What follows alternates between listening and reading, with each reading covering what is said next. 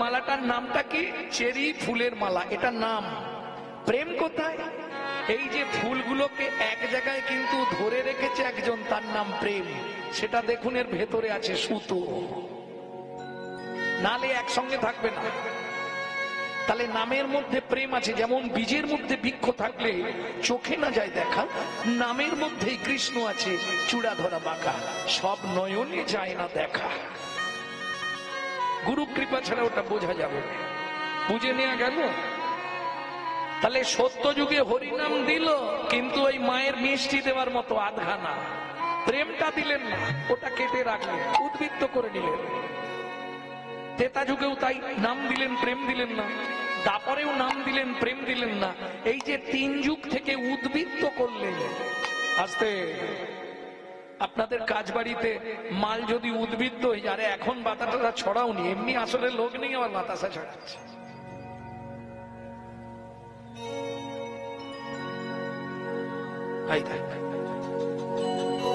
এরা কীর্তন নষ্ট করতে আছে। ভক্তমন্ডলী, ভক্তিমতী মায়েরা, এই 3 যুগে নাম দিলেন, প্রেমটা উদ্বৃত্ত করলেন। কাজ বাড়িতে মাল বেশি হয়ে গেলে কোথায় রাখা হয়? স্টোর রুম, গ্রাম্য ভাষায় বাংলায় বলা হয়। তাহলে চলুন, চৈতন্য মহাপ্রভুর ভাড়ার ঘরটা কোথায় ছিল? ছিল গোলকে, এলো এলোকে, ছিল গোলকে, এলো এলোকে। ও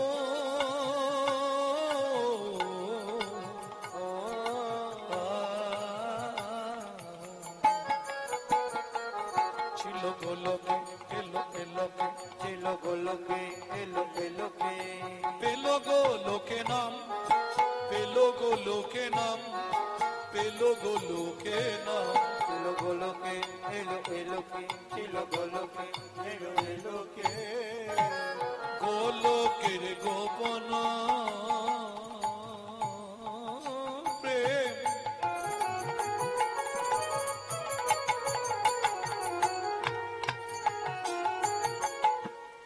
করিবারে দান, ব্রজ ছেড়ে নদিয়া এলো গৌর ভগবান। ব্রজ ছেড়ে নদিয়া এলো গৌর ভগবান। তাহলে একটা ক্লিয়ার হয়ে গেল, উদ্বৃত্তন।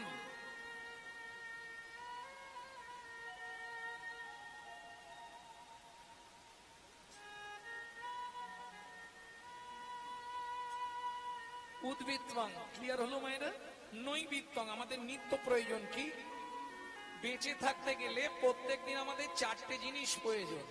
2টো বাদ দিলেও বাঁচবো, কিন্তু 2টো কম্পালসারি চাই। কি কি? আহার, বিহার, নিদ্রা, মৈথুন। এখন 2টো যদি বাদ দিয়ে দিই, 2টো হলেও বেঁচে থাকবো। আহার, নিদ্রা গুছিয়ে খেতে হবে, আর মন ভরে ঘুমাতে হবে, নালে বাঁচতে পারবেন না। এইবার বলি, আমরা যে খাদ্য খাবার গুলো খাই, নৈবৃত্ত, যে যার ইচ্ছা মতো খাই, কি কার জন্য খাই? দেহের জন্য, দেহটাকে হিষ্টপিষ্ট রাখার জন্য আমরা খাদ্য খাবার খাই। কিন্তু দেহের ভেতর একজন আছে যিনি অর্গানাইজ করছেন, অর্গানাইজার। বুঝে নেওয়া গেল? এই যে আমি কথা বলছি, ও হাত পা নাড়ছে, সে মুড়ি খাচ্ছে, হ্যাঁ, ভেতরে সুইচ মারছে, তবে বাইরে কাজ হচ্ছে। ভেতরে না সুইচ মারলে বাইরে কাজ হবে না। তিনি কে? গীতার ভাষায় যাকে বলা হয়েছে আত্মা রাম, তিনি কিন্তু এই জড়জাগতিক ভাত ডাল তরি তরকারি খায় না। তার খাবার হলো বিশুদ্ধ হরিনামামৃত সুধা রস। প্রশ্ন হবে, বাবা গৌরাঙ্গ বিশুদ্ধ বললে কেন? ও মায়েরা, কথা বলো না গো। সারা রাত হরিনাম শুনলে বৈষ্ণব ধর্মের আইন গ্রন্থ হচ্ছে হরি ভক্তি বিলাস। সেই হরি ভক্তি বিলাস বলছে সারা রাত হরিনাম শুনলে 25 ভাগ পুণ্য সঞ্চার হয়। হরিবাসরে একটা আন কথা বললে 75 ভাগ মহাপাপ হয়। তাহলে 2 টাকার পুণ্য কিনতে এসে 10 টাকার পাপ কিনে নিয়ে গিয়ে তো লাভ নেই। এমনি তো কেউ সুখে নেই। কোন সংসারের একটা ব্যক্তি বলতে পারবে না আমার সংসারটা সুখে আছে সবাই। তাহলে কীর্তন ছেড়ে তার বাড়ি আমি ঝাঁট দিতে যাব? কেউ নেই। কেন? প্রথম বলি মানুষ তো চিটিংবাজ, দ্বিতীয় বলি মানুষ তো মিথ্যাবাদী। শালা ভগবানকে যা যা বলে এসেছিল একটাও করেনি। ভক্তমণ্ডলী, ভক্তিমতী মায়েরা, তাহলে ভেতরের মানুষটাকে বাঁচিয়ে রাখার জন্য আমাদের কি করতে হবে এটা বলে দিন। কি করণীয় আমাদের? যখন চৈতন্য চরিতামৃত লিখছে কে?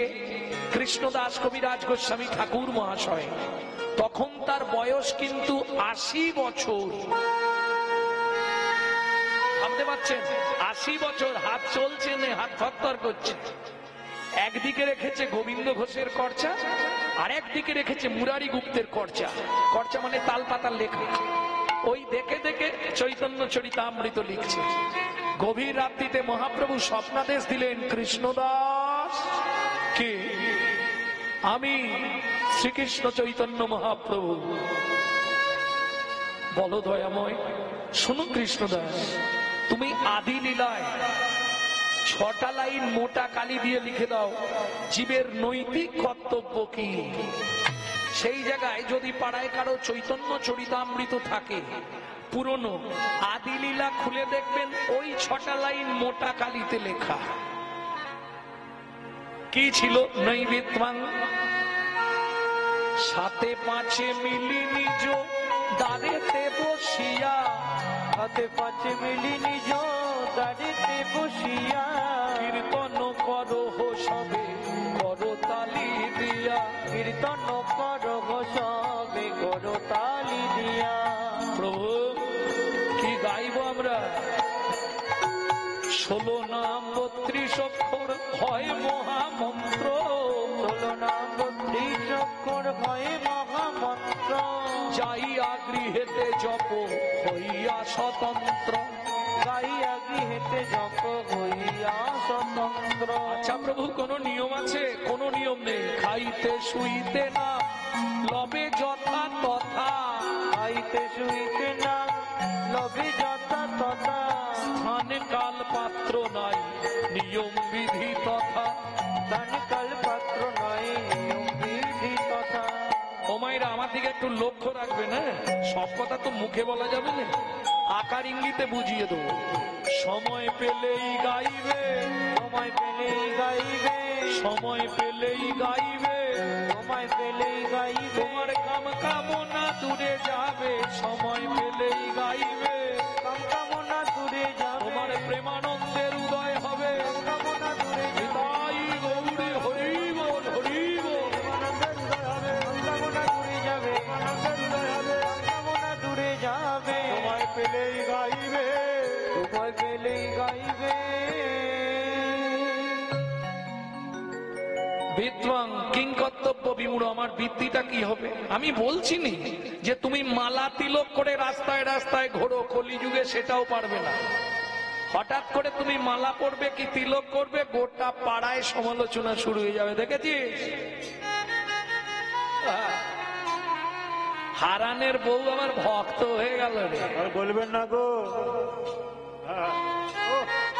নিজে করব না, কিন্তু কেউ করলে তার পিছনে খাঁচি দিতে ছাড়বো না। এটা শুধু হিন্দু ধর্মে আছে, অন্য কোন ধর্মে আপনি পাবেন না। অন্য কোন ধর্মে হলে ছাড়িয়ে নুন দিয়ে দেবে। হ্যাঁ, এটাই দুঃখ। হিন্দু বাড়ির ছেলেমেয়েরা মন্দিরের পাশ দিয়ে চলে যায়, ভগবানকে একটা প্রণাম করে না, জানেন? লজ্জা। আজকে একটা মুসলমানের সঙ্গে মুসলমানের দেখা হলে তারা আল্লাহ দোহাই দিয়ে তবে কথা শুরু করে, সালাম আলাইকুম, ওয়ালাইকুম সালাম। আর আমাদের হিন্দুদের দেখা হলে মামুনির মা কোথা গেছলে, কি সুরের বৈচিত্র্য। আর পুরুষদের দেখা হলে তো আর বলতে নেই, ভোলা কোথা গেছলি, এদিকে একটা বিড়ি দে তো। লজ্জা করে না? এগুলো হিন্দু ধর্মের কলঙ্ক। চলে যান ইস্কন মায়াপুরে গিয়ে দেখে আসুন, তারা বিদেশ থেকে এসে আমাদের ধর্ম নিয়ে নাড়াচাড়া মেরে খাচ্ছে। ওটা আমাদের বাপের সম্পত্তি, সনাতন ধর্মটা আমাদের বাপের। এখনো ভালো করে হরে কৃষ্ণ বলতে পারে না, হরে কৃষ্ণা করছে। আর আমরা কলির এমন চরিত্রহীন সন্তান, নিজের বাপকে ছেড়ে দিয়ে শ্বশুরকে বাপ বলা প্র্যাকটিস করছি। এটাই আমাদের চরিত্র। আজকে হয়তো কথাগুলো অনেকের গায়ে বাঁধবে, কিন্তু জেনে রাখো, আজ থেকে 5-10 বছর পরে আর বাড়িতে থাকতে পারবেন তো? যেদিন আসছে, এখন থেকে তৈরি থাকো, নিজের ধর্মকে নিজেকে বাঁচাতে হবে। যার সঙ্গে দেখাবে হরে কৃষ্ণ, দুঃখ কোথায় জানেন? 20,000 30,000 টাকা দিয়ে মোবাইল গুলো কেনে, আর মোবাইলটা কিনে সারা দিনে 70 বার পরের বইয়ের নাম করে হ্যালো হ্যালো হ্যালো। লজ্জা করেন? হ্যালো কার নাম? যে মোবাইল সৃষ্টি করেছিল তার প্রেমিকার নাম ছিল হ্যালো। ফোনটা ধরে বলা যায় না হরে কৃষ্ণ জয় নিতাই? বাংলা থেকে বাপ বলা তুলে দিচ্ছে, ছেলেদের শিক্ষা দিচ্ছে বাচ্চাদের। দেখবেন এই বাচ্চাটা এখনো জানলো না যে এর জাতি কি। বাবা তোর জাতি কি রে?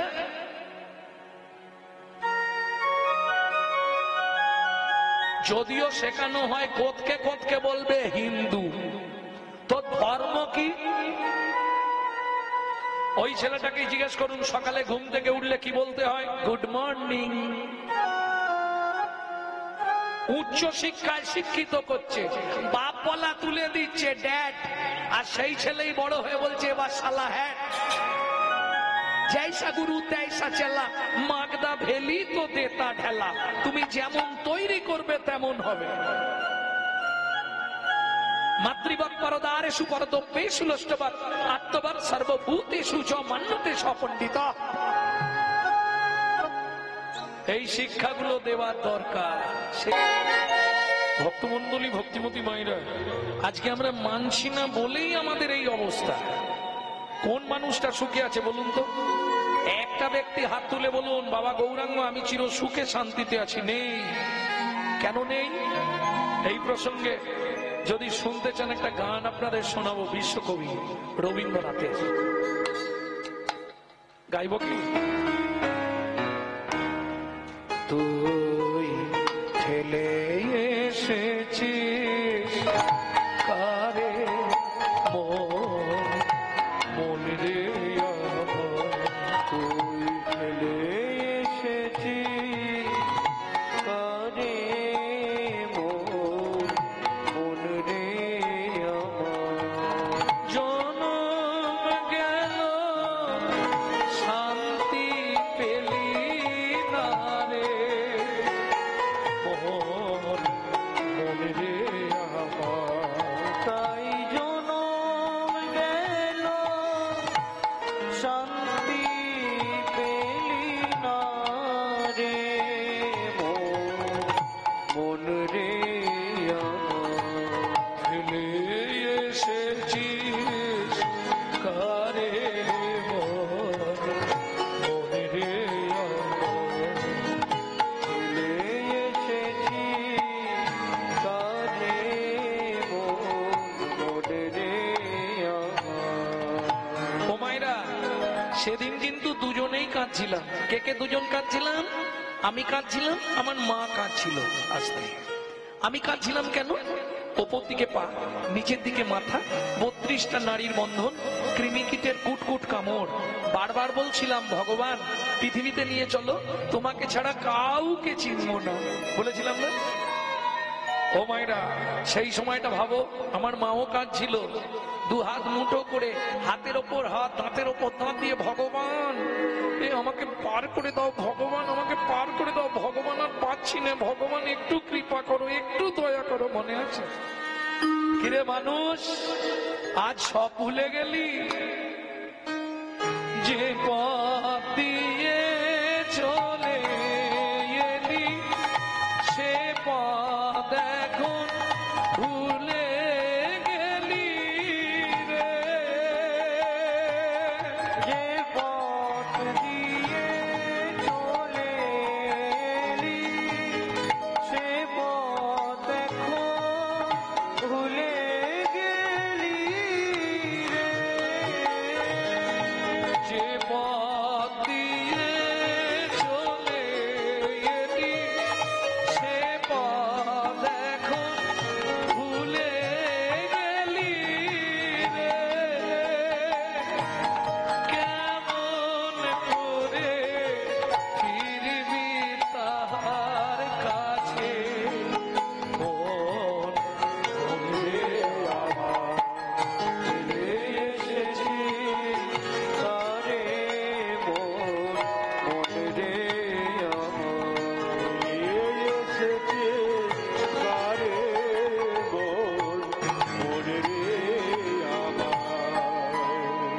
তাহলে ভগবানকে যা যা বলে এলাম একটাও পালন করলাম? বারবার শিক্ষা দিচ্ছে কলির জীবকে ভগবান। কি করে শিক্ষা দেয়? ও মায়েরা, কথাগুলো একটু মগজে নিন, এক বিন্দু হলেও কাজ হবে। কি শিক্ষা দেয়? স্বামী স্ত্রী, আস্তে, স্বামী স্ত্রী খুব অশান্তি হচ্ছে, খুব ঝগড়া হচ্ছে, নদীর ধারে 5 মিনিট গিয়ে দাঁড়ান। আস্তে, নদীর জলের দিকে 5 মিনিট তাকিয়ে থাকুন, আপনার মনটা ঠান্ডা হয়ে যাবে। কেন? নদী মানুষকে শিক্ষা দেয়। কি শিক্ষা দেয়? মানুষ, তুমি আমাকে দেখো, আমি প্রত্যেক দিন যেখান থেকে আসি আবার সেখানেই ফিরে যাই।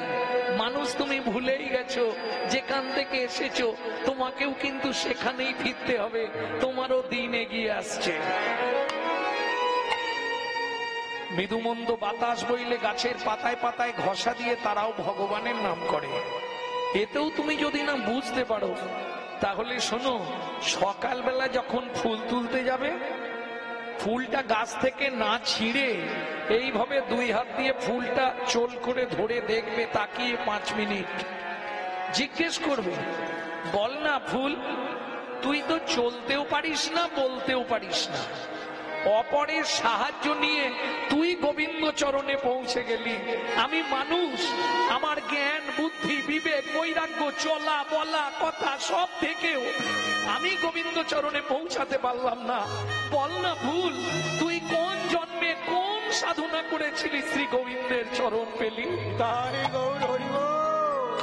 ভুল আপনাকে উত্তর দেবে, আমি বলছি না, বিশ্বকবি রবীন্দ্রনাথ বলছে। নদীর জলে থাকিরে কাঁপেতে,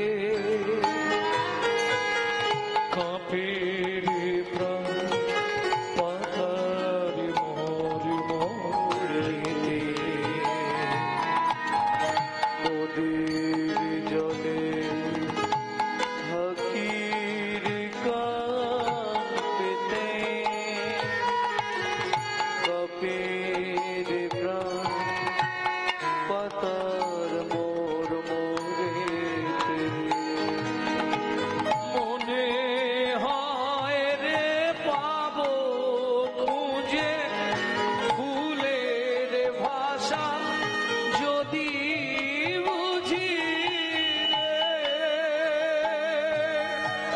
মনে হয় রে পাবো খুঁজে ফুলের ভাষা, যদি বুঝি রে। সে পথ গেছে সন্ধ্যা তারার পারে। মন রে আমার, ফিরে এসেছিস কারে? মন রে আমার, ফেলে এসেছিস কানে মনে রে আমার। তাহলে কিং কর্তব্য বিমূঢ়, আমি যে মানুষ হয়ে জন্মালাম, কোন কর্ম করলে পরজন্মে আবার আমি মানুষ হব, এটা জানার দরকার তো নাকি? না দরকার নেই? আর মানুষ হব না বাবা, এটাই আমাদের চরম জানার দরকার। কিং কর্তব্য বিমূঢ়, আমি কোন কর্ম করলে পরজন্মে মানুষ হব? শুধু মানুষ হব নয়, একজন কৃষ্ণ ভক্ত মায়ের গর্ভে আমার জন্ম হবে। জীবনের চরম চাওয়া হলো এটাই। তার জন্য তোমাকে কর্ম করতে হবে। কি কর্ম করব? আমি বলছি না যে তুমি মালা তিলক করে রাস্তায় রাস্তায় ঘুরে হরিনাম করো, দরকার নেই। ঘরের কাজকর্ম সব করো, কিন্তু লক্ষ্যটা যেন থাকে গোবিন্দ চরণে। দেখো না, পাখিতে ডিম পাড়ে, ডিমের মধ্যে বসে তা দেয়, কিন্তু লক্ষ্য থাকে দূরে, কেউ আসছে কিনা আমার ডিমগুলোকে নষ্ট করে দিতে। ঠিক তেমনি তুমি সংসার রূপ ডিমে দিনরাত তা দাও, তাতে কোনো দুঃখ নেই। লক্ষ্য রাখো গোবিন্দ চরণের প্রতি। হৃদয় গৌর হরি বল। হরি বল, হরি বল। কি করে লক্ষ্য রাখবো? সেও তো দৃষ্টি যাবে না। কেন? সারাদিন তো অখাদ্য কুখাদ্য খাই, তাতে সংসারের যা চাপ,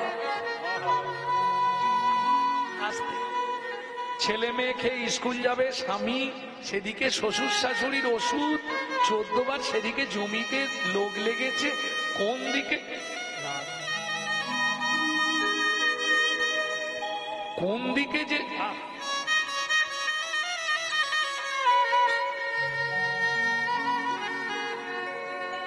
কোন দিকে যে যাব খুঁজে পাইনি।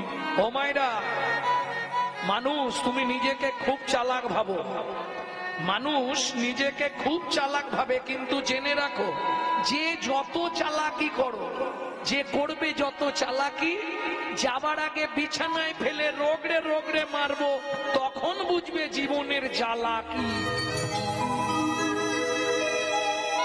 কারণ ক্যামেরা চলছে, ছাড় কেউ পাবে না। সে কি যোগী, কি সাধু, কি মুনি, কি ঋষি, সাজার অসাজা, ছাড় কেউ পাবে না। সেখান থেকে কারো রাস্তা নেই। তার প্রমাণ স্বয়ং ভগবান কৃষ্ণ দিয়ে গেলেন, ব্যাধের হাতে তীর খেয়ে মৃত্যুদণ্ড দিলেন।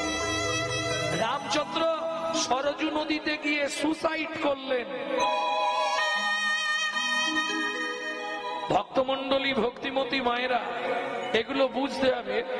যেমন, যদিও এই প্রসঙ্গ কমে নয়, তবুও বলি,